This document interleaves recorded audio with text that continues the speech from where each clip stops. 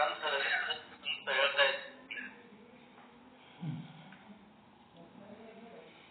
ಓಂ ಸದ್ಗುರು ಶ್ರೀ ಶುದ್ಧ ಬ್ರಹ್ಮಣೇ ನಮಃ. ಸಮಸ್ತ ಶುದ್ಧ ಬ್ರಹ್ಮ ಸ್ವರೂಪರಲ್ಲಿ ಅನಂತ ಅನಂತ ಪ್ರಣಾಮಗಳು. ಶ್ರೀಮತ್ ಸಿದ್ಧಾಂತ ಶಿಖಾಮಣಿ ಪರಮ ಪೂಜ್ಯ ಮಲ್ಲಿಕಾರ್ಜುನ ಶಾಸ್ತ್ರಿಗಳವರ ಪ್ರವಚನ, ಅದರ ಸಾರವನ್ನು ಸಂಗ್ರಹಿಸಿ ನಮಗೆ ಭಾಷ್ಯವನ್ನು ಕರುಣಿಸಿದವರು ಸಿದ್ದೇಶ್ವರ ಸ್ವಾಮೀಜಿಯವರು. ಆ ಒಂದು ಗ್ರಂಥದಲ್ಲಿ ಇಷ್ಟಲಿಂಗ ಧಾರಣ ಜ್ಞಾನ ಪ್ರಧಾನವಾಗಿರುವ ಕಾರಣ ಭಕ್ತಿ ಪ್ರಧಾನವಾದ ವಿಶ್ಲೇಷಣೆ ಇದ್ದರೆ ಪರಿಣಾಮಕಾರಿ ಆಗಿರ್ತದಂತೇಳಿ ಪ್ರವಚನ ಪ್ರಭೆ ಸಿದ್ಧಾಂತ ಶಿಖಾಮಣಿ ಕಾಶಿ ಜಗದ್ಗುರುಗಳ ಗ್ರಂಥವನ್ನು ಈ ಲಿಂಗಧಾರಣ ಸ್ಥಳ 5ನೇ ಸ್ಥಳ ಇದು, ಭಕ್ತ ಸ್ಥಳದೊಳಗೆ 5ನೇ ಸ್ಥಳ, ಅಂಗಸ್ಥಳದೊಳಗೆ ಅದನ್ನು ಸ್ವಲ್ಪ ನಮಗಿಂತ ಹೆಚ್ಚು ಪರಿಣಾಮಕಾರಿಯಾಗಿ ಸುಂದರವಾಗಿ ಸುಮಧುರವಾಗಿ ಹೇಳಲಿಕ್ಕೆ ನಮ್ಮ ಕಂಬಿ ಪ್ರಕಾಶ್ ಗುರುಗಳಿಗೆ ಒಪ್ಪಿಸಿವಿ. ಅದರ ಮುಂದಿನ ಭಾಗ ಕಂಬಿ ಪ್ರಕಾಶ್ ಗುರುಗಳು ನಡೆಸಿಕೊಡ್ಬೇಕಂತ ಈ ಮೂಲಕ ಪ್ರಾರ್ಥಿಸಿಕೊಡ್ತಾ ಇದ್ದೇನೆ.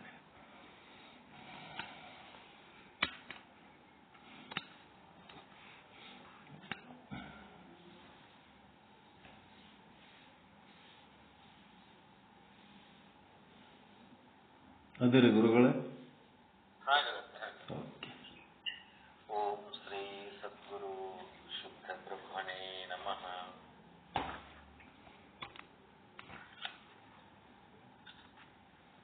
ಪಂಚಾರಣತನುದ್ಭೂತಾನ್ ಪಂಚಾಕ್ಷರ ಮನುಪಮಾನ್ ಪಂಚಸೂತ್ರಕೃತೋ ವಂದೇ ಪಂಚಾಚಾರ್ಯಾನ್ ಜಗದ್ಗುರು. ವಿಶ್ವೇಶಲಿಂಗ ಸಂಭೂತಂ ವಿಶ್ವವಿದ್ಯಾ ವಿಬೋಧಕಂ ವಿಶ್ವವಂದ್ಯಂ ಸದಾ ವಂದೇ ವಿಶ್ವಾರಾಧ್ಯಂ ಜಗದ್ಗುರು.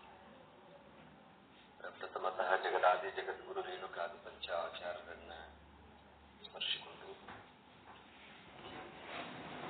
ಇವತ್ತಿನ ಪಾಠದ ದಿವ್ಯ ಸಾನ್ನಿಧ್ಯ ವಹಿಸಿರತಕ್ಕಂಥ ಪರಮ ಪೂಜನೀಯ ಸದ್ಗುರು ಶರಣಬಸವ ಸ್ವಾಮೀಜಿಯವರ ಶ್ರೀಚರಣಕ್ಕೆ ಅಂತರ್ಗತಕ್ಕೆ ನಾವು ಸಲ್ಲಿಸಿ ಉಪಸ್ಥಿತರಿದ್ದಂಥ ಎಲ್ಲ ಮಹತ್ಪರಿಗಣಂತ ಶರಣು ಶರಣ.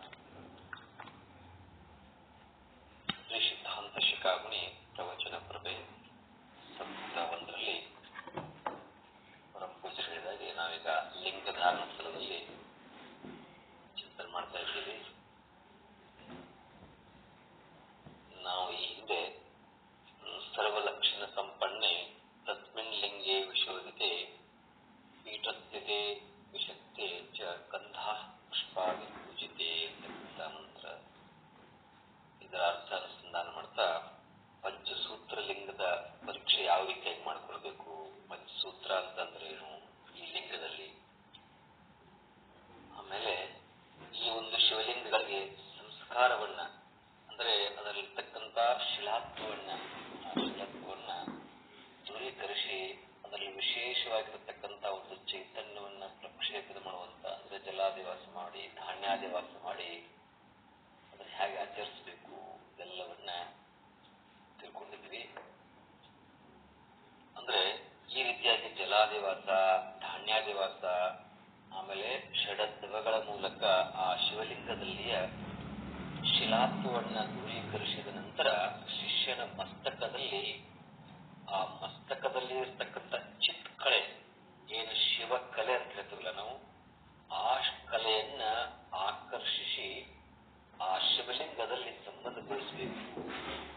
ಶಿಷ್ಯನ ಮಸ್ತಕದಲ್ಲಿ ಆ ಶಿವಕಲೆಯನ್ನ ಆಕರ್ಷಿಸುವಂತ ಏನು ವಿಧಾನವನ್ನ ಸಿದ್ಧಾಂತ ಶಿಖಾಮಣಿಯು ಒಂದು ಸಂಸ್ಕೃತ ವ್ಯಾಖ್ಯಾನಕಾರಾಗಿರ್ತಕ್ಕಂಥ ಮರಿತೋಟಧಾರಿ ಬಹಳ ಸುಂದರವಾಗಿ ವಿವರಣೆ ಕೊಡ್ತಾ ಇದ್ದಾರೆ. ಈ ಲಿಂಗದಲ್ಲಿ ಶಿವಕಲಾ ಸಂಯೋಜನೆ ಯಾವ ರೀತಿಯಾಗಿ ಅಂತಕ್ಕಂಥದನ್ನ ಈಗ ನೋಡೋಣ. ಸಮ್ಮುಖದಲ್ಲಿ ಕುಳಿತಿರತಕ್ಕಂಥ ಶಿಷ್ಯನ ಮಸ್ತಕದ ಮೇಲೆ ಸದ್ಗುರುಗಳು ಶ್ರೀಗಂಧದ ಪಂಚದಳ ಕಮಲವನ್ನ ಬರೆದು ಅದರ ಒಂದು ಒಂದೊಂದು ದಳಗಳಲ್ಲಿ ನಕಾರಾತಿ ಯಕಾರಾಂತ ಪಂಚಾಕ್ಷರ ಮಹಾಮಂತ್ರವನ್ನ ಬರೆದು ಮಧ್ಯದಲ್ಲಿ ಓಂಕಾರವನ್ನ ಅಲ್ಲಿ ಬರೀತಾರೆ. ಹೀಗೆ ಓಂಕಾರವನ್ನು ಲಿಖಿಸಿ ಪೂಜಿಸಿ ಅದರ ಮೇಲೆ ತಮ್ಮ ಹಸ್ತವನ್ನು ಇರುತ್ತಾರೆ. ಅದರ ಮೇಲೆ ಶಿಷ್ಯನ ಮಸ್ತಕದ ಮೇಲೆ ಅವನ ಮೊದಲ ಸಮ್ಮುಖವಾಗಿ ಕುಳಿತುಕೊಳ್ತಾರೆ. ಸಮ್ಮುಖದ ಎದುರಲ್ಲಿ ಕುಳಿತುಕೊಂಡು ಆ ಶಿಷ್ಯನ ಮಸ್ತಕ ಮೇಲೆ ತಮ್ಮ ಅಮೃತ ಹಸ್ತವನ್ನಿಡುತ್ತಾರೆ. ಯಾವ ರೀತಿಯಾಗಿ?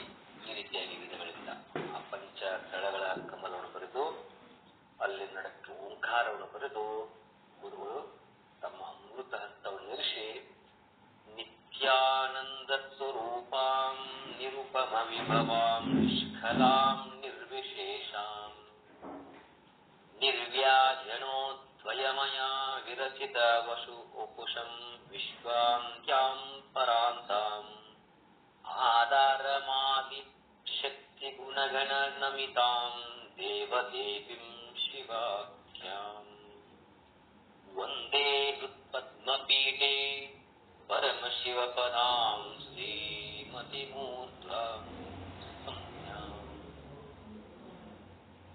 ನಿತ್ಯಾನಂದ ಸ್ವರೂಪಳು, ನಿರುಪಮಳು, ನಿಷ್ಕಲಳು, ಊರ್ಧ್ವಮಾಲೆಯಿಂದ ಸಹಜವಾಗಿ ಶರೀರವನ್ನು ಧರಿಸಿಕೊಂಡವಳು, ವಿಶ್ವವಂದ್ಯಳು, ಶ್ರೇಷ್ಠಳು, ಸಮಸ್ತ ಭುವನ ಬ್ರಹ್ಮಾಂಡಗಳಿಗೆ ಆಧಾರಳು, ಆದಿಶಕ್ತಿ ಸ್ವರೂಪಳು, ಸದ್ಗುಣ ನಮಿತಳು, ಎಲ್ಲ ದೇವತೆಗಳು ಕೂಡ ದೇವತೆಗಳಾದವಳು. ಯಾರು? ಅವಳು ಶಿವೆ. ಶಿವೆ ಎಂಬಂತ ನಾಮಾಂಕಿತಳು ಪರಮ ಮಂಗಲ ಸ್ವರೂಪಳು, ಜ್ಞಾನಾದಿ ಷಡ್ಗುಣ ಐಶ್ವರ್ಯ ಸಂಪನ್ನಳು. ಜ್ಞಾನಾದಿ ಷಡ್ಗುಣ ಐಶ್ವರ್ಯ ಸಂಪನ್ನಳು, ಊರ್ಧ್ವಮಾಯಿ ಎಂಬಂತ ಸಂಜ್ಞೆಯುಳ್ಳವಳು ಆದಂತ ಆ ಮಹಾದೇವಿಯನ್ನ ಕಮಲದಲ್ಲಿ ನಮಿಸುತ್ತೇನೆ. ಈ ರೀತಿಯಾಗಿ ಶಿವಕಲೆಯನ್ನ ತಮ್ಮ ಹೃದಯ ಕಮಲದಲ್ಲಿ ಅನನ್ಯ ಭಕ್ತಿಯಿಂದ ಧ್ಯಾನ ಮಾಡಬೇಕು. ಯಾರು ಮಾಡಬೇಕಂತ ಹೇಳ್ತಾ ಇದರಲ್ಲಿ? ಗುರು. ಹೀಗೆ ಏಕಾಗ್ರ ಮನುಷ್ಯರಿಂದ ಧ್ಯಾನಾಸಕ್ತರಾದ ಸದ್ಗುರುವಿಗೆ ಶಿಷ್ಯನ ಮಸ್ತಕದಲ್ಲಿ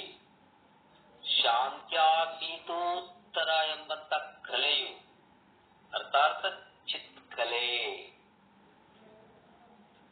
ಅವನಲ್ಲಿ ಪ್ರಕಟ ಆಗ್ತದೆ. ಯಾವಾಗ? ಗುರುಗಳು ಈ ರೀತಿಯಾಗಿ ಆ ಒಂದು ವಿಶ್ವವಂದಳಿಗೆ, ಆ ಮಹಾದೇವಿಗೆ ಈ ರೀತಿಯಾಗಿ ಆ ಒಂದು ಪ್ರಾರ್ಥನೆ ಮಾಡಿ ಅವರಲ್ಲಿ ಆ ಒಂದು ತಮ್ಮ ಆ ಚೈತನ್ಯವನ್ನು ತಂದುಕೊಂಡು ಹೃದಯ ಕಮಲದ ಅನನ್ಯ ಭಕ್ತಿಯಿಂದ ಧ್ಯಾನ ಮಾಡಿದಾಗ ಆನಂತರ ತಮ್ಮ ಹಸ್ತಮಸ್ತಕೆಯನ್ನು ಸಹಯೋಗ ಮಾಡಿರ್ತಾರಲ್ಲ, ಅವಾಗ ಆ ಶಿಷ್ಯನ ಒಂದು ಅವನಿರ್ತಕ್ಕಂಥ ಶಿವಕಲೆ ಅರ್ಥಾತ್ ಚಿತ್ಕಲೆ ಅಂತಕ್ಕಂಥದ್ದು ಪ್ರಕಟವಾಗುತ್ತದೆ. ಆಗ ಗುರುಗಳು ಕ್ರೋಮ್, ಕ್ರೋಮ್ ಅಂತಂದ್ರೆ ಬೀಜಾಕ್ಷರದು, ಕ್ರೋಮ್ ಎಂಬಂತ ಬೀಜಾಕ್ಷರವನ್ನ ಪಠನೆ ಮಾಡ್ತಾ ಪಠಿಸ್ತಾ ಪ್ರಬಲವಾದಂತ ಮಾನಸಿಕ ಸಂಕಲ್ಪ ಶಕ್ತಿ ಪುರಸರವಾಗಿ ಅಂಕುಶ ಮುದ್ರೆಯಿಂದ ಆ ಶಿವಕಲೆಯನ್ನ ಆಕರ್ಷಣ ಪೂರ್ವಕವಾಗಿ ಆಹ್ವಾನಿಸ್ತಾರೆ. ಹೀಗೆ ಆವಾಹಿಸಿ ಈ ಮೊದಲೇ ಪರಿಶುದ್ಧಗೊಳಿಸಿದಂತ ಶಿವಲಿಂಗದಲ್ಲಿ ಸ್ಥಾಪಿಸಿ ಆ ಲಿಂಗವನ್ನ ತನ್ನ ಮಹಾವಾಮಹಸ್ತಲ್ಲಿರಿಸಿ ನಂತರ ವಿದ್ಯುಕ್ತವಾಗಿ ಪೂಜಿಸಬೇಕು. ಹೀಗೆ ಶಿವಕಲೆಯಿಂದ ಕೂಡಿದಂತ ಆ ಸಂಬಂಧಗೊಳಿಸಿ ಈ ರೀತಿಯಾಗಿ ಶಿವಕಲೆಯಿಂದ ಪ್ರಪೂರ್ಣವಾಗಿರ್ತಕ್ಕಂಥ ಆ ಇಷ್ಟಲಿಂಗವನ್ನು ಶಿಷ್ಯನ ಪ್ರಾಣದೊಂದಿಗೆ ಸಮರಸಗೊಳಿಸಬೇಕು. ಯಾರು? ಸದ್ಗುರುಗಳು. ಹೀಗೆ ಸಮರಸಗೊಳಿಸಿ ಸದ್ಗುರುಗಳು ಆ ಇಷ್ಟಲಿಂಗವನ್ನ ಶಿಷ್ಯನ ವಾಮಹಸ್ತದಲ್ಲಿ, ಈಗ ತಮ್ಮ ವಾಮಹಸ್ತಲ್ಲಿರೋದು ಈ ರೀತಿಯಾಗಿ ಅದಕ್ಕೊಂದು ವಿಶೇಷವಾದಂತಹ ಚೈತನ್ಯವನ್ನು ಶಿಷ್ಯನ ಕೊಟ್ಟು ಆಮೇಲೆ ಶಿಷ್ಯನ ವಾಮಹಸ್ತದಲ್ಲಿ ಅಂದರೆ ಎಡಹಸ್ತದಲ್ಲಿ ಅದನ್ನ ಗೋಮುಖವಾಗಿ ಇರಿಸಿ ಆತನಿಗೆ ಈ ಒಂದು ಪ್ರಾಣಲಿಂಗದ ಮಹತ್ತೆಯ ಬಗ್ಗೆ ಉದ್ದೇಶಿಸಬೇಕು. ಗೋಮುಖವಾಗಿ ಇರಿಸಿ ಅಂತಂದ್ರೆ ಏನು ಗೋಮಯ ಅಂದ್ರ ಗೋಮುಖ ಅಂದ್ರ ಅದ ಜಲಹರಿ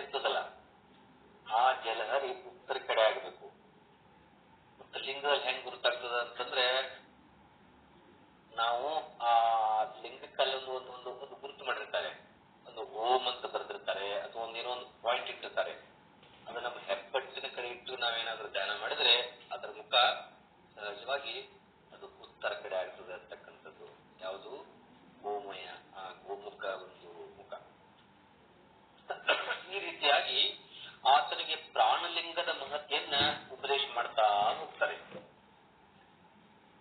ಇನ್ನ ಪ್ರಾಣಲಿಂಗ ಉಪದೇಶ ಮಾಡ್ತಾದ್ರಿ ಜಗದ್ಗುರು ರೇಣುಕ ಭಗವತ್ಪಾದರು ಉಪದೇಶದಂತ ಇಷ್ಟಲಿಂಗದಲ್ಲಿ ಶಿವಕಲೆ ಮತ್ತು ಜೀವಕಲೆಯನ್ನ ಸಂಬಂಧಗೊಳಿಸುವಂತ ಈ ಉಪದೇಶವನ್ನ ಕೇಳಿದಾಗ ಅದಷ್ಟು ವೈಜ್ಞಾನಿಕವೂ ಮತ್ತು ಯೌಗಿಕವೂ ಮತ್ತು ವ್ಯಾವಹಾರಿಕವೂ ಆಗಿದೆ ಎಂಬುದನ್ನ ಸೂಕ್ಷ್ಮಾಲೋಚಕರಿಗೆ ಒಳ್ಳೆಯದೇ ಇರೋದು ಅಂತಕ್ಕಂಥದ್ದು. ಯಾಕಂದ್ರೆ ಈಗಿನ ಪ್ರಸ್ತುತ ವರ್ತಮಾನದಲ್ಲಿ ಇದನ್ನ ಬಹಳ ಅವಲೋಕನ ಮಾಡ್ತಿರ್ತಾರ. ಅಂಥವ್ರು ಕೂಡ ಇಲ್ಲಿ ಸೂಕ್ಷ್ಮವಾಗಿ ಆಲೋಚನೆ ಮಾಡಿದ್ರೆ ಅವು ಕೂಡ ಇಲ್ಲಿ ಸಾಧ್ಯತೆ ಅಂತಕ್ಕಂಥದ್ದು. ಇಲ್ಲಿ ವೈಜ್ಞಾನದ ಇಲ್ಲಿ ವ್ಯಾವಹಾರಿಕವಾಗಿ ಎಷ್ಟೊಂದು ಅಲ್ಲಿ ಅದ್ಭುತವಾದಂತ ಒಂದು ಕ್ರಿಯೆ ನಡೀತಾ ಇದೆ ಅಂತಕ್ಕಂಥದ್ದನ್ನ ನಾವು ನೋಡ್ತಾ ಇದ್ದೀವಿ. ಹೀಗೆ 84 ಲಕ್ಷ ಜೀವರಾಶಿಗಳಲ್ಲಿ ಮನುಷ್ಯ ಜನ್ಮ ಅತಿ ಶ್ರೇಷ್ಠವಾದದ್ದು ಅಂತ ಹೇಳ್ತಾ ಬಂದಿದೆ. 84 ಲಕ್ಷ ಜೀವರಾಶಿಗಳಲ್ಲಿ ಮನುಷ್ಯ ಜನ್ಮ ಅಂತಕ್ಕಂಥದ್ದು ಬಹಳ ಶ್ರೇಷ್ಠ. ಯಥಾ ಬ್ರಹ್ಮಾಂಡ ತಥಾ ಪಿಂಡಾಂಡ ಅಂತ ಹೇಳ್ತೀವಿ. ಅಂದ್ರೆ ಬ್ರಹ್ಮಾಂಡದೊಳಗಿರತಕ್ಕಂಥ ಸಕಲ ತತ್ವಗಳನ್ನ ಅತಿ ಸೂಕ್ಷ್ಮವಾಗಿ ಆ ಮನುಷ್ಯ ಪಿಂಡದಲ್ಲಿ ಇರಿಸಿದ್ದಾನೆ ಅಂತಕ್ಕಂಥದ್ದು ಆ ಪರಮಾತ್ಮನು ಅಂತ. ಅದಕ್ಕ ನಾವು ಈ ಬ್ರಹ್ಮಾಂಡ ಬಗ್ಗೆ ತಿಳಿಬೇಕಂತಂದ್ರ ಈ ಪಿಂಡಾಂಡ ಬಗ್ಗೆ ತಿಳಿದ್ರೆ ಸಾಕು ಅಂತ. ಆದ ಕಾರಣ ಶ್ರೇಷ್ಠ ಸಾಧಕನು ಈ ಶರೀರದಲ್ಲಿಯೇ ಸಕಲ ಎಲ್ಲವನ್ನ ಸಾಕ್ಷಾತ್ಕರಿಸಿಕೊಳ್ತಾನೆ ಅಂತಕ್ಕಂಥದ್ದು. ಯಾಕಂದ್ರೆ ಈ ಶರೀರ ಬಿಟ್ಟೇನಿಲ್ಲ. ಪ್ರತಿಯೊಬ್ಬರು ಕೂಡ ನೋಡ್ರಿ, ಎಲ್ಲ ದೇವಾಣ ದೇವತೆಗಳು ಕೂಡ ಈ ಶರೀರವನ್ನೇ ತಗೊಂಡು ಬರ್ತಾರೆ. ಯಾಕಂದ್ರೆ ಈ ಶರೀರ ಮಾಧ್ಯಮ ಮುಖಾಂತರನ ಏನೆಲ್ಲ ಸಾಧನೆ ಮಾಡಬಹುದು ಅಂತ ಸಾಕ್ಷಾತ್ಕರಿಸಿಕೊಳ್ಳಬಹುದು. ಅಂತೆಯೇ ಇದರ ಮರ್ಮವನ್ನು ಅರಿತ ಇದರಿಂದ ತತ್ವ ಸಾಕ್ಷಾತ್ಕಾರ ಮಾಡಿಕೊಂಡಿರ್ತಕ್ಕಂಥ ಶ್ರೀಮನ್ ನಿಜಗುಣ ಶಿವಗಳು ಹೇಳ್ತಾರೆ, ನರ ಜನ್ಮದಿಂದಳು ಮಿಗಿಲುಂಟೆ ಅಂತ ನೀತಿ ಕ್ರಿಯಾಚಾರ ಸ್ಥಳದಲ್ಲಿ ಹೇಳ್ತಾ ಬರ್ತಾರೆ ಅದರ ಮಾತಿಯನ್ನ. ಅಂದ್ರೆ ಪ್ರಪಂಚದ ತುಂಬೆಲ್ಲ ಶಿವ, ಪ್ರಪಂಚದ ತುಂಬೆಲ್ಲ ಶಿವ ಮತ್ತು ಶಿವಕಲೆ ವ್ಯಾಪ್ತವಾಗಿರುವಂತೆ ಮನುಷ್ಯನ ಶರೀರದಲ್ಲಿ ಅವು ವ್ಯಾಪ್ತವಾಗಿರುತ್ತವೆ ಅಂತಕ್ಕಂಥದ್ದು. ಯಾಕಂತಂದ್ರೆ ಹೇಳಿದ್ರಲ್ಲ, ಯಥಾ ಬ್ರಹ್ಮಾಂಡ ತಥಾ ಪಿಂಡಾಂಡ ಹೀಗೆ ವ್ಯಾಪಕವಾಗಿರುತ್ತದೆ. ಯೋಗಶಾಸ್ತ್ರದ ಪ್ರಕಾರ ಆಧಾರ, ಆಮೇಲೆ ಸ್ವಾಧಿಷ್ಠಾನ, ಮಣಿಪೂರಕಾಧ್ಯಯನ ಒಂದು 7 ಚಕ್ರ ನೋಡುತ್ತೇವೆ ನಾವು.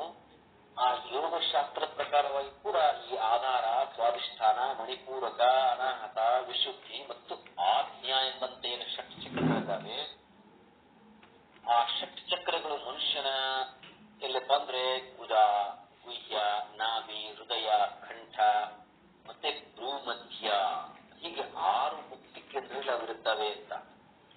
ಅಂದ್ರೆ ಈ ಪ್ರತಿಯೊಂದು ಚಕ್ರಗಳಲ್ಲಿ ವಿವಿಧ ಕಲಾ ಪ್ರಪೂರ್ಣನಾದಂತ ಶಿವನು ಲಿಂಗಮೂರ್ತಿಯಾಗಿ ವಿವಿಧ ಹೆಸರುಗಳಿಂದ ಅಲ್ಲಿ ನಿವಾಸ ಮಾಡಿದ್ದಾನೆ ಅಂತಕ್ಕಂಥದ್ದು. ಹೇಗೆಂತಂದ್ರೆ ನಿವೃತ್ತಿ ಕಲಾಯುಕ್ತನಾದಂತ ಆಚಾರಲಿಂಗವು ಆಧಾರ ಚಕ್ರದಲ್ಲಿ, ಪ್ರತಿಷ್ಠಾ ಕಲಾಯುಕ್ತವಾದಂತ ಗುರುಲಿಂಗವು ಸ್ವಾಧಿಷ್ಠಾನ ಚಕ್ರದಲ್ಲಿ, ವಿದ್ಯಾಕಲಾಯುಕ್ತವಾದಂತ ಶಿವಲಿಂಗವು ಮಣಿಪೂರಕ ಚಕ್ರದಲ್ಲಿ, ಶಾಂತಿ ಕಲಾಯುಕ್ತವಾಗಿರತಕ್ಕಂಥ ಜಂಗಮಲಿಂಗವು ಅನಾಹತ ಚಕ್ರದಲ್ಲಿ, ಶಾಂತ್ಯತೀತ ಕಲಾಯುಕ್ತವಾಗಿರತಕ್ಕಂಥ ಪ್ರಸಾದ ಲಿಂಗವು ನಮ್ಮ ವಿಶುದ್ಧ ಚಕ್ರದಲ್ಲಿ, ಮತ್ತೆ ಶಾಂತ್ಯಾತೀತೋತ್ತರ ಕಲಾಯುಕ್ತವಾಗಿರತಕ್ಕಂಥ ಮಹಾಲಿಂಗವು ಆಜ್ಞಾ ಚಕ್ರದಲ್ಲಿ ಅಂತ. ಹೀಗೆ ವೀರಶೈವ ಶಿವಗಳು ಎಲ್ಲ ವರ್ಣಿಸ್ತಾ ಬರ್ತಾರೆ. ಶಿವಯೋಗಿ ಆ ಶಿವಯೋಗ ಸಾಮರ್ಥ್ಯ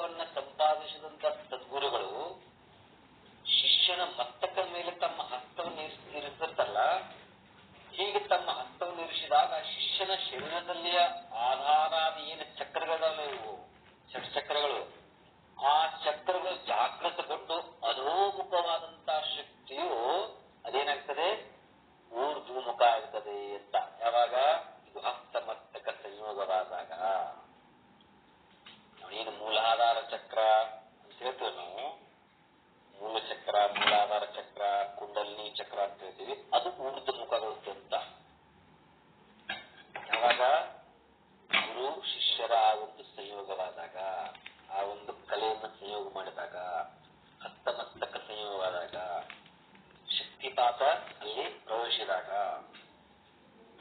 ಹೀಗೆ ಎಲ್ಲ ಚಕ್ರಗಳಲ್ಲಿ ಶಕ್ತಿಗಳು ಊರ್ಧ್ವಮುಖವಾದಂತೆ ಏನಾಗುತ್ತದೆ, ಆ ಆಜ್ಞಾಚಕ್ರದಲ್ಲಿ ಶಾಂತ್ಯಾತೀತೋತ್ತರ ಕಲಾ ಅಂತಿರ್ತದಲ್ಲ, ಆ ಶಾಂತ್ಯಾತೀತೋತ್ತರ ಕಲಾರೂಪವಾದಂತಹ ಪರಾಶಕ್ತಿಯು ಅಥವಾ ಶಿವಕಲೆಯು ಊರ್ಧ್ವಮುಖವಾದಾಗಿ ಬ್ರಹ್ಮರಂಧ್ರ ಮತ್ತೆ ಪಶ್ಚಿಮ ಚಕ್ರ ಅಂತ ಎಂದಿರುತ್ತಲ್ಲ, ಆ ಪಶ್ಚಿಮ ಚಕ್ರಗಳತ್ತ ಅದು ಪ್ರವಹಿಸ್ತಾ ಇರುತ್ತದೆ. ಹೀಗೆ ಅದು ಪ್ರವಹಿಸುತ್ತಿರಲು ಸದ್ಗುರುಗಳು ಪಶ್ಚಿಮ ಚಕ್ರದಲ್ಲಿಯ ಆ ಒಂದು ಶಿಷ್ಯನ ಚಿತ್ಕಳೆಯನ್ನ ಅಂಕುಶ ಮುದ್ರೆಯಿಂದ ಅದನ್ನು ಆಹ್ವಾನ ಮಾಡ್ತಾರೆ. ಇದೆಲ್ಲ ಲಿಂಗ ದೀಕ್ಷೆ ನಡೀತಕ್ಕಂಥ ಕ್ರಿಯೆ. ಇದು ಗುರುಗಳು ಅಂಕುಶ ಮುದ್ರೆಯಿಂದ ಆಹ್ವಾನಿಸಿ ಆ ಶಿಷ್ಯನ ಇಷ್ಟಲಿಂಗದಲ್ಲಿ ಅದನ್ನು ಪ್ರತಿಷ್ಠಾಪನೆ ಮಾಡ್ತಾರೆ. ಅದೇ ಪ್ರಕಾರ ಶಿಷ್ಯನ ಪ್ರಾಣವನ್ನ ಆಕರ್ಷಿಸಿ ಆ ಇಷ್ಟಲಿಂಗದಲ್ಲಿ ಇರಿಸ್ತಾರೆ. ಇಷ್ಟಲಿಂಗವೇ ಪ್ರಾಣಲಿಂಗ, ಪ್ರಾಣಲಿಂಗವೇ ಇಷ್ಟಲಿಂಗ. ಹೀಗೆ ಆ ಶಿವಕಲೆ ಶಿವಕಲೆ ಮತ್ತು ಜೀವಕಲೆಯಿಂದ ಕೂಡಿದಂತ ಈ ಇಷ್ಟಲಿಂಗವನ್ನ ಶಿಷ್ಯನ ಜೊತೆಗೆ ತಾಧ್ಯಾತ್ಮಗೊಳಿಸ್ತಾರೆ. ಹೀಗೆ ತಾಧ್ಯಾತ್ಮವನ್ನು ಮಾಡಿ ಶಿಷ್ಯನಿಗೆ ಹೀಗೆ ಪರಿಪಾಲಿಸ್ತಾರೆ. ಏನು, ಈಗ ಸಂಸ್ಕಾರ ಕೊಡ್ಲಿಕ್ಕೆ ಪ್ರಾರಂಭಿಸ್ತಾರೆ. ಆ ಸಂಸ್ಕಾರ ವಿಶೇಷದಿಂದ ಚೇತನ ಶಕ್ತಿ ಆಗ್ತದೆ. ಅದು ಹೇಗೆ ಅಂತಕ್ಕಂಥದ್ದು ನೋಡೋಣ. ಏನಂತಂದ್ರೆ, ಈ ರೀತಿಯಾಗಿ ಗುರುಕರಣೆಯಿಂದ ಪ್ರಾಪ್ತರಾಗಿರ್ತಕ್ಕಂಥ ಈ ಇಷ್ಟಲಿಂಗವು ಸಾಧಕನ ಆತ್ಮ ಪ್ರಾಣರೂಪವಾದದ್ದು ಅಂತ ಹೇಳ್ತಾರೆ. ಸದ್ಗುರುಗಳು ಮಾಡಿದಂತ ವಿಶಿಷ್ಟ ಸಂಸ್ಕಾರ ವಿಶೇಷದಿಂದ ಸದ್ಯ ಅದೊಂದು ಏನೋ ಒಂದು ಯಾವುದೋ ಒಂದು ಶಿಲೆಯಿಂದ ಮಾಡಿದಂತ ಒಂದು ಯಾವುದೋ ಒಂದು ವಸ್ತು, ಜಡ ವಸ್ತು ಅಲ್ಲದು. ಅದರಲ್ಲಿ ಭಾಗ ಹೇಗಿರ್ಬೇಕಂತ ಹೇಳ್ತಾ ಇದ್ದಾರೆ ಅವರು. ಭಾವಾತೀತ ದೇವರು ಭಾಗ ಹೇಗಿರುತ್ತೋ ಹಾಗೆ ಭಗವಂತನ ಅಸ್ತಿತ್ವ. ಭಾವ ಇಲ್ಲಂದ್ರೆ ಏನು ಇಲ್ಲ ಅಂತ. ಈ ರೀತಿಯಾಗಿ ಆ ಶಿಷ್ಯನ ಏನೋ ಒಂದು ಚಿತ್ಕಳೆ ಜಾಗೃತ ಮಾಡ್ತಾರಲ್ಲ, ಆಗ ಶಿಷ್ಯನ ಆ ಒಂದು ವಾಮ ಹಸ್ತಲಿದ್ದಂತ ಏನು ಲಿಂಗದ ಅದು ಈಗ ಲಿಂಗವಲ್ಲ, ಜಡವಸ್ತು ಅಲ್ಲ. ಅದಕ್ಕೆ ಸಂಸ್ಕಾರ ಮಾಡಿ ಗುರುಗಳು ವಿಶೇಷವಾದಂತಹ ಒಂದು ಚೈತನ್ಯವನ್ನು ತುಂಬಿ ಆಮೇಲೆ ಒಂದು ಸಂಸ್ಕಾರವನ್ನು ಕೊಡ್ತಾ ಇದ್ದಾರೆ. ಈಗ ಅದು ಜಡವಸ್ತು ಅಲ್ಲ, ಚೇತನ ಮೂರ್ತಿ. ಅದು ಆ ಚೇತನ ಮೂರ್ತಿಯು ಜಡವನ್ನ ಚೇತನಗೊಳಿಸುವಂತಹ ಸಾಮರ್ಥ್ಯವು ಆ ಸಂಸ್ಕಾರದಲ್ಲಿ ಇದೆ ಎಂಬಂತ ವಿಶೇಷ ಶಾಸ್ತ್ರ ತಮ್ಮತವು ಕೂಡ ಇದು ಸರ್ವ ಅನುಭವ ಸಿದ್ಧವೂ ಕೂಡ ಆಗಿದೆ ಅಂತಕ್ಕಂಥದ್ದು. ಅದು ಹಾಗೆ ಅಂತ ಕೇಳ್ತಾರೆ.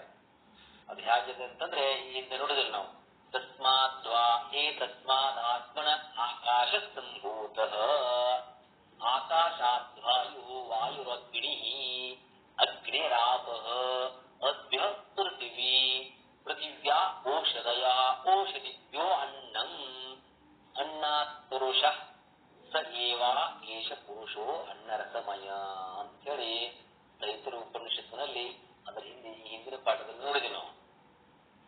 ಅಂದ್ರೆ ಈ ಒಂದು ಉಪನಿಷತ್ನಲ್ಲಿ ಚಿದ್ರೂಪವಾಗಿರ್ತಕ್ಕಂಥ ಪರಮಾತ್ಮನ ತತ್ವದ ಆ ತತ್ವದಿಂದ ಸಾಮಾನ್ಯತಃ ಜಡ ಅಂತ ಹೇಳ್ತೀವಿ ನಾವು. ಈ ಜಡ ಅಂತ ಎಣಿಸುವಂತ ಈ ಪಂಚ ಮಹಾಭೂತಗಳು, ಅವುಗಳಿಂದ ವನಸ್ಪತಿಗಳು, ನಂತರ ಅನ್ನದಿಂದ ಜೀವಿಗಳು ಎಲ್ಲ ಪ್ರಾದುರ್ಭವಿಸುವ ಅಂತ ಹೇಳ್ತೇವೆ ನಾವು, ಪ್ರತಿಪಾದನೆ ಮಾಡ್ತಾರೆ.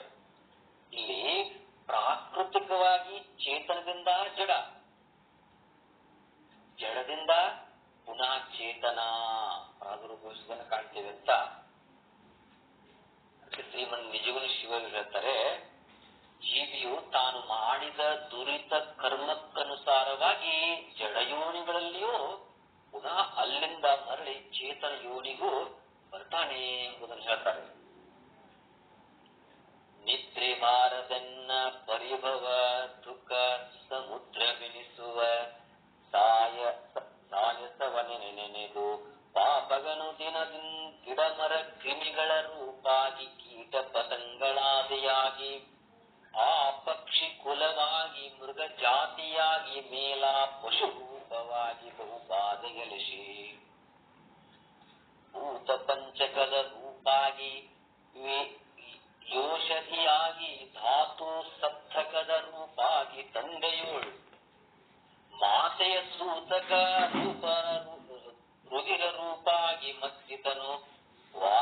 ಚರ್ಯನು ಕೇಳಿ ಬಾಲಕ ತರುಣ ಜರಾ ಜೀರ್ಣ ರೂಪಾಗಿ ಮೇಲೆ ನರಕಿಯಾಗಿ ಬಳಿಕ ಕ್ರಮದೋಳು ತಾಳಲಾರೆನು ತನೋನು ಶಂಭುಲಿಂಗವೇ ಬಾಲಚಂದರಿಗೆ ಬೆನ್ನೆಟ್ಟು ಭೀತಿಯೋಳು ಅಂತ ಹೇಳಿ ಹೀಗೆ ಆ ಒಂದು ನಾವು ಯಾವ ರೀತಿಯಾಗಿ ಬರ್ತೀವಿ ಅಂತಕ್ಕಂಥದ್ದನ್ನು ಹೇಳ್ತಾ ಹೋಗ್ತಾರೆ. ಈ ರೀತಿಯಾಗಿ ಅನ್ನದಿಂದ ಈ ಜೀವಿ ಹಾಗೆ ಸೃಷ್ಟಿಯಾದ ಕೊನೆಗೆ ಆ ಒಂದು ತಾಯಿ ಹೊಟ್ಟಲ್ಲಿ ಯಾವ ರೀತಿಯಾಗಿ ಇಲ್ಲಿ ಪ್ರತಿಬಿಸ್ತಾ ಇರ್ತಾನೆ, ಭಗವಂತನಲ್ಲಿ ಯಾವ ರೀತಿಯಾಗಿ ಭಿನ್ನೈಸಿಕೊಳ್ತಾ ಇರ್ತಾನೆ ಅಂತಕ್ಕಂಥದ್ದನ್ನ ಬಹಳ ಮಾರ್ಮಿಕವಾಗಿ ಉಪದೇಶ ಮಾಡ್ತಾ ಹೋಗ್ತಾರೆ. ಹೀಗೆ ಪ್ರಕೃತಿಯು ತನ್ನದೇ ಆದಂತ ಆ ಪ್ರಾಕೃತಿಕ ಸಂಸ್ಕಾರದಿಂದ ಜಡವನ್ನ ಚೇತನವನ್ನವಾಗಿ ಪ್ರವೃತ್ತ ಮಾಡ್ತದೆ. ಮತ್ತೆ ನಮ್ಮೆಲ್ಲರ ಸ್ಥೂಲ ಶರೀರ ಏನದ ಎಲ್ಲಿದೆ ಅದರಿಂದ ಕುಡಿದದು ಅನ್ನಮಯ. ಈ ಅನ್ನಮಯ ಎಂಬುದು ಸರ್ವರಿಗೂ ಅನುಭವಸಿದ್ಧವಾಗಿದ್ದು. ಯಾಕಂದ್ರೆ ಅನ್ನ ಇಲ್ಲದೆ ಇದಕ್ಕೆ ಏನೂ ಇಲ್ಲ. ಅದಕ್ಕ ಮಾತಾ ಪಿತೃಗಳು ಭುಂಜಿಸಿದಂತ ಅನ್ನವೇ ಏನಾಗ್ತದೆ, ಸಪ್ತ ಧಾತುಗಳ ರೂಪದಲ್ಲಿ ಪರಿವರ್ತನೆಯನ್ನು ಹೊಂದುತ್ತದೆ. ಆ ಭುಂಜಿಸಿದ ಅನ್ನವು ಒಂದು ದಿವಸಕ್ಕ ರಸರೂಪವನ್ನು ತಾಳುತ್ತದೆ. ಆ ರಸವೇ 5 ದಿನಗಳವರೆಗೆ ಪಕ್ವವಾದಾಗ ರಕ್ತ ಅಂತ ಅನಿಸಿಕೊಳ್ಳುತ್ತದೆ. ಮತ್ತು ರಕ್ತವು 5 ದಿನಗಳವರೆಗೆ ಪಕ್ವವಾಯಿತಪ್ಪ ಅಂತಂದ್ರೆ ಮಾಂಸ ಆಗಿಬಿಡ್ತದೆ, ಮಾಂಸವಾಗುವುದು. ಮತ್ತು ಆ ಮಾಂಸವು 5 ದಿನಗಳಲ್ಲಿ ಪಕ್ವವಾದಾಗ ಅಲ್ಲಿ ಮೇಧಸ್ಸು ಅಂತ ಅನಿಸ್ತದೆ. ಆ ಮೇಧಸ್ಸು 5 ದಿನಗಳಲ್ಲಿ ಪಕ್ವವಾಗಿ ಅಸ್ಥಿ ಎಲುಬುಗಳಾಗ್ತವೆ. ಆ ಅಸ್ಥಿಯು 5 ದಿನಗಳವರೆಗೆ ಪಕ್ವವಾಗಿ ಮಜ್ಜ ಅಂತ ಅನಿಸ್ತದೆ. ಕೊನೆಗೆ ಈ ಮಜ್ಜೆಯು 5 ದಿನಗಳವರೆಗೆ ಪಕ್ವವಾದಾಗ ಅದೇನಾಗುತ್ತದೆ, ಬಳಿಕ ವೀರ್ಯವಾಗುವುದು. ಇದು 9 ದಿನಗಳವರೆಗೆ ಪಕ್ವವಾದಾಗ ಒಂದು ಪರಿಪೂರ್ಣ ಸ್ಥಿತಿಯನ್ನು ಅಲ್ಲಿ ತಲುಪುತ್ತದೆ. ಹೀಗೆ ನಾವು ಇಂದು ಉಂಚಿದಂತ ಅನ್ನ, ಆ ಅನ್ನವು ಪ್ರತಿ ಕ್ಷಣದಲ್ಲಿ ಹೇಗದ ಪ್ರಾಕೃತಿಕ ಸಂಸ್ಕಾರ ಹೊಂದುತ್ತಾ ಇದೆಯಲ್ಲ, ಹಿಂಗದು ಹೊಂದುತ್ತಾ 40ನೇ ದಿವಸಕ್ಕೆ ಪರಿಪಕ್ವ ವೀರ್ಯ ಆಗಿಬಿಡ್ತದೆ. ಅಂದಾಗ ಈ ವೀರ್ಯ ಕಣಗಳಲ್ಲಿಯೇ ಭಾವಿ ಪ್ರಜ್ಞೆ ಅತಿ ಸೂಕ್ಷ್ಮವಾದಂತ ಆ ಜೀವಿಯ ರೂಪದಲ್ಲಿ ಅದು ನಿವಾಸ ಆಗಿರ್ತದೆ ಅಂತ. ಅಂದ್ರೆ ಬಾಲ್ಯದಿಂದ ತಯಾರಾಗುತ್ತಿರುವಂತ ಈ ವೀರ್ಯವು 23 ವರ್ಷಗಳಲ್ಲಿ ಒಂದು ಪರಿಪೂರ್ಣ ರೂಪವನ್ನು ತಾಳುತ್ತದೆ. ಈ ಪ್ರಕಾರ ಹೆಣ್ಣು ಮಕ್ಕಳ ಶರೀರದಲ್ಲೂ ಕೂಡ ಸಪ್ತಮ ಧಾತು ಸೂತಕ ರುಧಿರವೆಂಬುದನ್ನು ಕರೆಸಿಕೊಳ್ಳುತ್ತದೆ ಅಂತ. ಈ ರೀತಿಯಾಗಿ ಇದು ಅವರವರ 18ರಿಂದ 20 ವರ್ಷಗಳಲ್ಲಿ ಪರಿಪೂರ್ಣ ಸ್ಥಿತಿಯನ್ನು ತಲುಪುತ್ತದೆ. ಹೀಗೆ ಪರಿಪೂರ್ಣಾವಸ್ಥೆಯನ್ನು ತಲುಪಿದ ಮಾತಾ ಪಿತೃಗಳ ಒಂದು ರೇತೋ ರುಧಿರಗಳಿಂದ ಆ ಸಮ್ಮಿಶ್ರಣವೇ ಮಾತೆ ಉದರದಲ್ಲಿ ಅದು ಶಿಶುವಾಗಿ ಪರಿಣಮಿಸುತ್ತದೆ ಅಂತ ಹೇಳ್ತಾ ಇದ್ದಾರೆ. ಹೀಗೆ ಅನ್ನದಿಂದ ಜೀವನು ತಯಾರಾಗುವಂತ ವಿಷಯವು ನಮ್ಮ ಚಾಂದೋಗ್ಯ ಉಪನಿಷತ್ತಿನಲ್ಲಿ 5ನೇ ಅಧ್ಯಾಯದ 3ನೇ ಖಂಡದಿಂದ 9ನೇ ಖಂಡದವರೆಗೆ ಬಹಳ ಸುಂದರವಾಗಿ ಈ ಕಥೆಯ ಮೂಲಕ ತಿಳಿಪಡಿಸ್ತಾ ಹೋಗ್ತಾರೆ. ಆ ಒಂದು ಅರುಣಿ ಮಹರ್ಷಿಯ ಒಂದು ಕಥಾ ಒಂದು ಸಂಗ್ರಹವನ್ನ ಮತ್ತೆ ನಾಳೆ ನೋಡೋಣ ಅಂತ ಹೇಳ್ತಾ ಇಲ್ಲಿ ಚಿಂತನಕ್ಕೆ ಮಂಗಲ ಹೇಳೋಣ. ಗುರುಜನ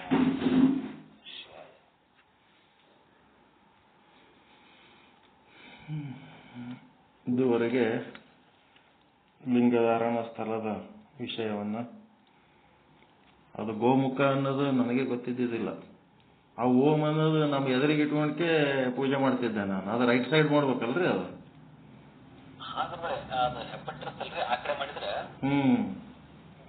ಹೆಬ್ಬಟ್ ಅಂದ್ರೆ ಲೆಫ್ಟ್ ಸೈಡ್ ಆಗ್ತದೆ, ರೈಟ್ ಸೈಡ್ ಅಲ್ಲ ಅದು.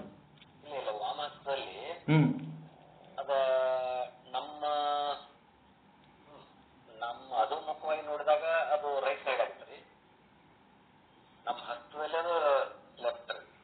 ನಮ್ಮ ಹಸ್ತದಲ್ಲಿ ಹೆಬ್ಬಟ್ಟಿನ ಕಡಿ ಮಾಡಿದ್ರೆ ಅದು ಲೆಫ್ಟ್ ಆಗ್ಬಿಡ್ತದೆ, ತಿರುಬೇಳ ಕಡಿ ಮಾಡಿದ್ರೆ ರೈಟ್ ಆಗ್ತದೆ. ಬಟ್ ಹೆಬ್ಬಟ್ ಕಡಿ ಮಾಡ್ಬೇಕದು. ನಾವು ವಿಭೂತಿ ಹಚ್ಚಿ ಪೂಜೆ ಮಾಡೋದು ಅದು ಏನು ಇರಬಾರ್ದು ಅಲ್ಲಿ, ಓಮು ಚಿಕ್ಕಿ ಏನು ಇರಬಾರ್ದು ಅಂತದಕ್ಕೆ ಅಷ್ಟು. ನಾವು ಓಮಿಗೆ ಹಚ್ಚಿ ಮಾಡ್ತಿದ್ದೇವೆ, ನಮ್ಗೆ ಯಾರು ಹೇಳಿಲ್ಲ, ಏನ್ ಮಾಡ್ಬೋದು. ಆಯ್ತು. ಇನ್ನೂ ಒಂದು ಇವತ್ತ ಶುದ್ಧ ಬ್ರಹ್ಮಪೀಠದಾಗ ಒಂದು ಮೆಸೇಜ್ ಹಾಕಿವಿ. ಉಪಾಧ್ಯಾಯ ಅಂತೇಳಿ ಅವರು ಎಲ್ಲಿ ಗದಗ ಬಲ್ಲಿ ಬರ್ತದಂತ ನೋಡ್ರಿ ಅವ್ರ ಊರು. ಅದು ಯಾವಾಗ ಊರು ಹೇಳಿದ್ರು, ಅದು ಓದ್ರಿ ಸುಮಾರು 40 ಬುಕ್ಸ್ ಬರ್ದಾರ ಅವರು. ಪಂಚಮಶಾಲಿ ಸಮಾಜದವರು ಅವರು. ಆದರೆ ಈಗೇನು ಇವರು ಹೊಸದಾಗಿ ಲಿಂಗಾಯತರು ಹಿಂದೂಗಳಲ್ಲ ಅಂತೇಳಿ ಏನು ವಾದ ನಡೆಸ್ಯಾರಲ್ಲ, ಅದರ ವಿರುದ್ಧ ಅವ್ರು ಕಂಪ್ಲೀಟ್ ಸಾಹಿತ್ಯ, ವಚನ ಸಾಹಿತ್ಯ ಅದು ಎಲ್ಲ ನನ್ನ ಹತ್ರ 400 ವಚನಗಳದವ. ಯಾವ್ದಾವ್ದು ಇವರು ವಿರೋಧ ಮಾಡ್ಯಾರ, ಆ ವಿರೋಧಕ್ಕೆ ತಕ್ಕಂತೆ ಅವ್ರು ಏನ್ ಮಾಡ್ಯಾರ, ಈಗ ಪಂಚಾಂಗ ನೋಡ್ಬೇಡ್ರಿ ಅಂತ ಬಸವಣ್ಣವ್ರು ಹೇಳ್ಯಾರ ಅಂತ ಅಂದ್ಮೇಲೆ ಅರ್ಥ ರೇಖೆ ಇದ್ದು ಫಲವೇನು ಆಯುಷ್ಯ ರೇಖೆ ಇಲ್ಲದನ್ನಕ್ಕ ಅಂದ್ರೆ ಆಯುಷ್ಯ ರೇಖೆ ನೋಡೋದಂದ್ರ ಪಂಚಾಂಗ ನೋಡ್ಬೇಕಂದ್ರ ಬ್ಯಾಡ ಅಂದಾರ. ಹಿಂಗೆಲ್ಲ ವಚನ ಸಾಹಿತ್ಯ ಸಂಪೂರ್ಣ ಸ್ಟಡಿ ಮಾಡಿ ಅವ್ರಿಗೆ ಉತ್ತರ ಕೊಡ್ಲಿಕ್ಕೆ ರೆಡಿ ಆಗ್ಯಾರ. ಅವ್ರ ಸಂಗಟ ಎಲ್ಲರೂ ಮಾತಾಡ್ರಿ. ಉಪಾಧ್ಯಾಯ ಅಂತ ಹೇಳಿಕೆ ಶುದ್ಧ ಅದ್ಯಾವ್ದು ನಿಮ್ ಇದ್ರಾಗ ಹಾಕಿನ್ ನೋಡ್ರಿ, ನಿಮ್ ಪೀಳಿ ನಮ್ಮ ಯಾವ್ದದು ಶ್ರೀ ಗುರು ವಿಚಾರ ಸಾಗರ, ಅದ್ರೊಳಗೆ ಹಾಕಿನಿ. ಅವರು ಈ ಜಂಗಮ ಸೇವೆ ಏನ್ ಮಾಡ್ತಾರ, ಸಾಮಾಜಿಕ ಕಳಕಳಿನೋದ, ಸಾಹಿತಿಗಳದರ, ಭಾರಿ ದೊಡ್ಡ ಜ್ಞಾನಿಗಳದರ, ವಚನ ಸಾಹಿತ್ಯದ ಒಂದೊಂದು ಸಾಲು ಸಹಿತ ತಗೊಂಡು ಪುನರ್ಜನ್ಮಗಳು ಒಂಬಕ್ಕಿಲ್ಲ ಅಂತ ಇವ್ರು ಹೇಳಿದ್ರೆ ಪುನರ್ಜನ್ಮಕ್ಕೆ ಸಂಬಂಧಪಟ್ಟಂತೆ ಎಷ್ಟು ವಚನಗಳವ ಎಲ್ಲ ಬರ್ದಾರ. ಎಲ್ಲ ಬರೆದು ಪುನರ್ಜನ್ಮ ಯಾಕೆ ಒಪ್ಪಂಗಿಲ್ಲ ಅಂತೇಳಿ ಹಿಂಗೆಲ್ಲ ಅವ. ಅವ್ರ ಜೊತೆಗೆ ಮಾತಾಡ್ರಿ. ಮತ್ತೆ ಅವರಿಗೆ ಸಪೋರ್ಟ್ ಆಗಂತವ್ ಏನಾರ ಸಾಹಿತ್ಯ ಇತ್ತಂತಂದ್ರೆ ಏನ್ ಮಾಡ್ಬೇಕು, ನಮ್ಮಲ್ಲೇ ಬುಕ್ಸ್ ಅವು ಏನಾರ ಇದ್ದು ಅಂದ್ರೆ ಅವ್ರಿಗೆ ಹೆಲ್ಪ್ ಮಾಡ್ಬೇಕು. ಅವ್ರಿಗೆ ಹೈಕೋರ್ಟಿಗೆ ಹೋಗ್ಲಿಕ್ಕೆ ತಯಾರಾಗ್ಯಾರ. ಲಿಂಗಾಯತ ಧರ್ಮ ಹಿಂದೂ ಧರ್ಮವೇ ಅಂತೇಳಿ ಹೈಕೋರ್ಟಿನ ಕಡೆಯಿಂದ ಹೇಳಿಸ್ಬೇಕಂತ ಅವ್ರದ್ದೊಂದು ಪ್ರಯತ್ನ. ಹೈಕೋರ್ಟ್ ಇಲ್ಲಾಂದ್ರೆ ಸುಪ್ರೀಂ ಕೋರ್ಟಿಗೆ ಸಹಿತ ಹೋಗ್ತೀನಿ ಅಂತಾರ ಅವ್ರು. ಅಂತ ಒಂದು ಸಾಧಕರದ. ನೀವು ಪಂಚಮಶಾಲಿಗಳಾಗಿ ಇದ್ರಾಗ ಯಾಕೆ ಬಂದಿರಿ ಅಂತಂದ್ರ ಅದೇನ್ ಸಂಬಂಧ ಇಲ್ಲ, ಸತ್ಯ ಸತ್ಯನೇ, ಅದಕ್ಕೆ ಏನು ಸಂಬಂಧ ಇಲ್ಲ. ಸತ್ಯವನ್ನ ನಾವು ಸತ್ಯ ಅಂತ ಹೇಳೋದಕ್ಕೆ ನಮ್ದು ಪ್ರಯತ್ನ ಇರಬೇಕು ಅಂತೇಳಿ ಈಗ ಅವ್ರು ಯಾವ ಮಟ್ಟಿಗೆ ವಾದಕ್ಕೆ ಇಳಿದಾರ ಅಂದ್ರ, ಬಸವಣ್ಣನ ಹೆಜ್ಜೆ ಹೆಜ್ಜೆಯಲ್ಲಿ ಹಿಂದುತ್ವದ ಬುಕ್ ಬರ್ದಾರ ಅವ್ರು. ಸನಾತನದ ಬಗ್ಗೆ ಸಂಪೂರ್ಣ ಅಭಿಮಾನಿಗಳದಾರ. ಮತ್ತ ನಿಮ್ಮ ಇಷ್ಟಲಿಂಗದ ಒಳಗ ಅದು ಪಂಚಸೂತ್ರದ ಪೀಠ ಇರ್ತದಲ್ರಿ, ಆ ಪೀಠ ಅದು ಸ್ಥಾವರಲಿಂಗನೇ ಅಂತ ಇವ್ರು ಹೇಳ್ಯಾರ. ಸ್ಥಾವರಲಿಂಗದ ಮಾಡೆಲ್ ಇಷ್ಟಲಿಂಗದ ಒಳಗೆ ಸೇರ್ಸ್ಯಾರದು ಅಂತ ಹೇಳಿದ್ರ ಇವ್ರೇನು, ಅದು ನಿಮ್ಮ ಪಂಚಾಚಾರ್ಯರು ಕೂಡ ಲಿಂಗದಾಗ ಸ್ಥಾವರಲಿಂಗದ ಪೀಠಕ್ಕೆ ಸೇರಿಸ್ತಾರ, ನಮ್ಮ ಬಸವಣ್ಣವ್ರ ಕೊಟ್ಟ ಲಿಂಗದೊಳಗ ಅದು ಪೀಠಿಕೆ ಇಲ್ಲ ಅಂತ ಹೇಳ್ಯಾರಂತ. ನಗು ಬರ್ತದಲ್ಲ ಇದು ಕೇಳಿದ್ರೆ. ಇದೇ ಇವರು ಯಾರು ವಿರೋಧ ಮಾಡ್ಲಕತ್ತಾರಲ್ಲ, ಬಸವ ಪ್ರಚಾರಕರು. ಬಸವ ತತ್ವ ಪ್ರಚಾರಕರು ಅದ್ರೊಳಗ ಸ್ಥಾವರ ಲಿಂಗದ ಮಾಡೆಲ್ ಇಲ್ಲ ಅಂತಂದ್ರಂತ. ಅದಕ್ಕೆ ಇವ್ರೇನಂದ್ರಂತ, ಒಂದು ಇಷ್ಟಲಿಂಗ ತಂದು ಒಡ ತೋರಿಸಿರಿ ನನ್ನ ಮುಂದೆ ಅಂದ್ರತ್ತವ್ರು, ಒಳಗಿಲ್ಲ ಅಂತೇಳಿ. ಅದು ಇಷ್ಟಲಿಂಗ ಹೊಡೆದ್ರೆ ಪಾಪದ ಕೆಲಸ ಅದ, ಅದು ಆಗಂಗಿಲ್ಲ ನಮಗ. ನೀವು ಪಾಪ ಪುಣ್ಯ ಬಿಡ್ರಿ, ನೀವು ಏನು ಹೇಳ್ತೀರಿ ಅದನ್ನ ಸಾಧನೆ ಸಿದ್ಧಿ ಮಾಡಿ ತೋರಿಸಿರಿ, ನನ್ನ ಮುಂದೆ ಪ್ರೂಫ್ ಮಾಡ್ರಿ, ನೀವು ಸುಳ್ಳಾಗಿ ಹೇಳ್ತೀರಿ ಅಂತೇಳಿ ಭಯಂಕರ ಖಾರವಾಗಿ ಬೆನ್ನಕ್ಬಿಟ್ರು ಅವ್ರು. ಆ ಬುಕ್ಸ್ ಎಲ್ಲ ಬರ್ದಾರ. ಮತ್ತ ಅದಕ್ಕೂ ಅವ್ರು ರಿಪ್ಲೈ ಕೊಡ್ಲಕತ್ತಾರ, ಈ ಬುಕ್ಗಳು ಇವ್ರು ಬರೆಯುವ ಬುಕ್ಗಳಿಗೆ ಯಾವ ಆಧಾರಗಳು ಇಲ್ಲ, ಅದನ್ನ ಯಾರು ಪರಿಗಣಿಸಬಾರದು ಅಂತ. ಅವರು ಆಧಾರ ಎದರ ಆಧಾರ ಕೊಡ್ತಾರೆ, ಬೇರೆ ಎದರ ಆಧಾರ ಕೊಡಲ್ಲ, ವಚನಗಳ ಆಧಾರನೇ ಕೊಟ್ಟು ಅವ್ರಿಗೆ ಉತ್ತರ ಕೊಡ್ಲಕತ್ತಾರ. ಇದು ಒಂದು ರೀತಿ ಸಾಹಿತ್ಯಿಕವಾಗಿ ತಯಾರಾಗ್ಯಾರ ಅವ್ರಿಗೆ ಉತ್ತರ ಕೊಡೋದಕ್ಕೆ. ಅವ್ರ ವಚನಗಳು ತಗೊಂಡೇ ಅವ್ರಿಗೆ ಉತ್ತರ ಕೊಡೋದು. ಸುಮಾರು 40 ಗ್ರಂಥಗಳು ಬರ್ದಾರ, ಒಳ್ಳೆ ಸಾಹಿತ್ಯ ಅದಾರ ಅವ್ರು. ಉಪಾಧ್ಯಾಯ ಅಂತೇಳಿ ಅವ್ರದ್ದು ಪರಿಚಯ ಪತ್ರಿಕೆ ಕಳಿಸ್ರಿ ಅಂತಂದ್ರ ಅದೆಷ್ಟೋ ಒಂದು 100 ಪುಟ ಏನೋ ಅದ ಅಂದ್ರು. ಅಷ್ಟೆಲ್ಲ ಓದ್ಲಕ್ ಆಗಂಗಿಲ್ಲ ನಿಮ್ ಪರಿಚಯ ಪತ್ರ, ಸುಮ್ನೆ ಸಿಂಪಲ್ ಮಾಡಿ ಕಳಿಸ್ರಿ ಅಂದ್ರೆ ಇವತ್ತು ಸಿಂಪಲ್ ಮಾಡಿ ಕಳಿಸ್ಯಾರ. ಮತ್ತೆ ಯಾರ್ಯಾರ ದಾನಿಗಳಿದ್ರ ನಮ್ಮ ಗ್ರಂಥಗಳನ್ನ ಪ್ರಕಟ ಮಾಡ್ಲಿಕ್ಕೆ ಸಹಾಯ ಆತಿತ್ತಂದ್ರೆ ನೋಡ್ರಿ ಅಂತಂದ್ರು. ಮೊದಲ ನಮ್ದು ನಿಮ್ದು ಪರಿಚಯ ಆಗಲಿ, ನೋಡೋಣ ಮುಂದೆ ಏನೇನಾಗ್ತದೆ ನೋಡೋಣ ಅಂತ ಹೇಳಿವಿ. ಮತ್ತು ನಮ್ಗೇನು ಯಾರು ವಿರೋಧನೂ ಬೇಡ, ಪರನೂ ಬೇಡ, ಸತ್ಯಕ್ಕೆ ಯಾರು ಸಪೋರ್ಟ್ ಮಾಡ್ತಾರೆ ಅವ್ರ ಜೊತೆಗಿರಮಂತ ಅಷ್ಟೇ. ನಮ್ಗೆ ಯಾರು ವಿರೋಧಿಗಳು ಅಲ್ಲ, ಪರನೂ ಅಲ್ಲ, ನಮ್ಗೆಲ್ಲರೂ ಅಷ್ಟೇ. ಮೊನ್ನೆ ಅದೇ ವಿರೋಧಿಗಳಿಗೆ ಒಂದು ಫಂಕ್ಷನ್ ಆಯ್ತು ಇಲ್ಲಿ ರಾಯಚೂರಾಗ. ಅವರೆಲ್ಲರೂ ನಮ್ಮ ಆತ್ಮೀಯರೇ ಅದಾರ. ಅವ್ರು ಬಂದ್ರು ಮನೆಗೆ. ಬಂದ ಹೊತ್ನಾಗ ನಾವು ಈ ಕಡೆ ಪಂಚಪೀಠದವ್ರದ್ದು ಕಾಶಿ ಗುರುಗಳದ್ದು ಫಂಕ್ಷನ್ ಅದೇ ಟೈಮಿಗೆ, ಆ ಕಡೆ ಅವ್ರನ್ನೂ ಅದೇ ಟೈಮಿಗೆ ಇಟ್ಕೊಂಡಾರ. ಬಂದ್ರು. ಅವ್ರು ಬಂದಾಗ ಪತ್ರಿಕೆಗಳು ಕೊಟ್ರು, ಮನೆಗೆ ಪೋಸ್ಟರ್ ಅದು ಹಚ್ಚಾರ. ಮತ್ತು ನಮ್ದೇನಪ್ಪ ತನು ಮನ ಧನ ಏನಾರ ಸೇವೆ ಇದ್ರ ಹೇಳ್ರಿ, ನಿಮ್ಮ ಜೊತೆಗೆ ನಾವು ಹಂಚ್ಕೋತೀವಿ ಅಂತ ಹೇಳಿದೆವು. ಈಗ ಸದ್ಯಕ್ಕೆ ಎಲ್ಲ ಸಫಿಷಿಯೆಂಟ್ ಆದ. ಎಲ್ಲ ಮುಗಿದ ಮೇಲೆ ಏನರೇ ಕಡಿಮೆ ಬಿತ್ತು, ಏನಾರೇ ತೊಂದರೆ ಆಯ್ತಂದ್ರೆ ಅವಾಗ ನಿಮ್ಮಂಥವ್ರಿಗೆ ಇಟ್ಕೊಂಡೀವಿ. ಹಂಗೇನಾರ ಬಂದಾಗ ಸಹಾಯ ಮಾಡಕತ್ರಿ. ಈಗ ಸದ್ಯ ಎಲ್ಲ ಸಫಿಷಿಯೆಂಟ್ ಅದ, ಈಗ ನಿಮ್ಮಲ್ಲಿ ತಗೊಳ್ಳೋ ಅವಶ್ಯಕತೆ ಇಲ್ಲ ಅಂತಂದ್ರು. ನಿಮ್ಮ ಸಲುವಾಗಿ ಯಾವಾಗಲೂ ತಯಾರದೀವಪ್ಪ ನಾವು. ಅವ್ರ ಜೊತೆಗೂ ನಾವು ತಯಾರದೀವಿ, ಇವ್ರ ಜೊತೆಗೆ ನಾವು ಯಾರು ಅದಕ್ಕೆ ಪರಮಾತ್ಮನ ಕಡೆ ಲಕ್ಷ್ಯ ಕೊಟ್ಟು ಯಾರಿಗೆ ವಿರೋಧ ಮಾಡ್ಲಾರ್ದಂಗ ನಾವು ಅವ್ರಿಗೂ ಸಪೋರ್ಟ್, ಇವ್ರಿಗೂ ಸಪೋರ್ಟ್. ಆದ್ರೆ ಅವ್ರೇನು ಸುಳ್ಳಗಳ ಹೇಳಿಕೆ ದಾರಿ ತಪ್ಪಿಸೋ ಕೆಲಸ ಮಾಡ್ತಾರಲ್ಲ, ಅದಕ್ಕೆ ವಿರೋಧ ನಾವು. ಅವ್ರ ಮನುಷ್ಯರ ಜೊತೆಗೆ ವಿರೋಧ ಅಲ್ಲ, ಅವ್ರು ಮಾಡುವ ಕುತಂತ್ರಕ್ಕೆ ನಾವು ವಿರೋಧಿಗಳು. ಅದು ಅದ್ರ ಸಲುವಾಗಿ ವಿರೋಧ ಮಾಡ್ಬೋದು.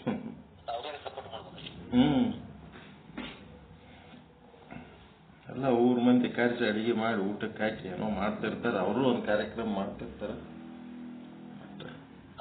ಕಾರ್ಯಕ್ರಮ ಮಾಡೋದು ಕುತಂತ್ರ ಬುದ್ಧಿನ. ಹೌದು, ಜನರು ಬ್ರೇನ್ ವಾಶ್ ಮಾಡಿ.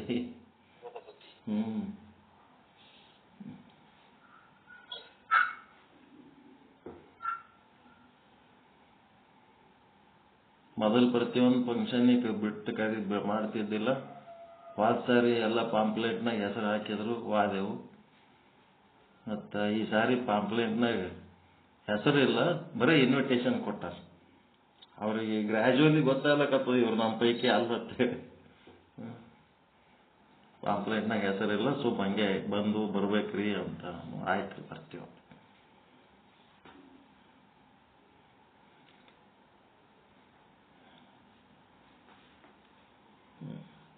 ಆಯ್ತು, ಲಿಂಗದ ಬಗ್ಗೆ ಚಲೋ ಹೇಳಕತ್ತೀರಿ, ಸಂತೋಷ.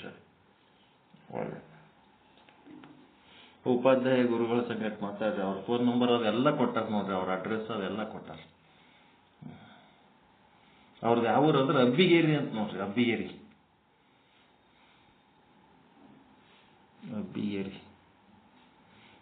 ನಮ್ ಕೊಟ್ರೆ ಹಿರೇಮಠ ಗುರುಗಳು ಬಸವಣ್ಣವ್ರ ಬುಕ್ ತಗೊಂಡ್ ಹೋಗಿರಲ್ಲ, ಮತ್ತೊಂದೊಂದು ವಚನ ಓದ್ಬೇಕು ನೀವು ಅದರಂದು.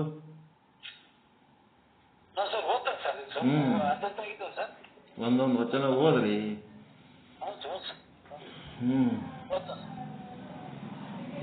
ಮತ್ತೆ ಅದು ಅವತಾರ ಬಾಣಿ ಅಂತೂ ಸರಳ ಇರ್ತದ, ಅದರದ್ದು ಒಂದೊಂದು ನುಡಿಗಳು ಓದ್ರಿ, ತಿಳಿಸಿ ಹೇಳಕ್ ಪ್ರಯತ್ನ ಮಾಡ್ರಿ.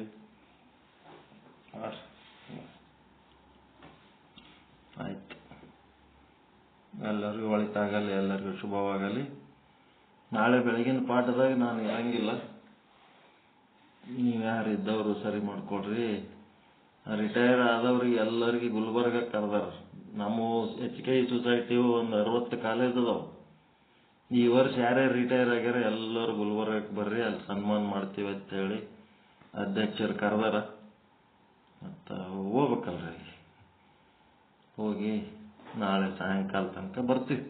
ಮುಂಜಾನೆ ಹೋಗಿ ಮಧ್ಯಾಹ್ನ ಮುಗಿದ್ಮೇಲೆ ರಾತ್ರಿ ಪಾಠಕ್ಕೆ ಬರ್ತೀನಿ, ಅಷ್ಟರೊಳಗೆ ಬರ್ತೀನಿ. ನಮಸ್ಕಾರ ಎಲ್ಲರಿಗೂ.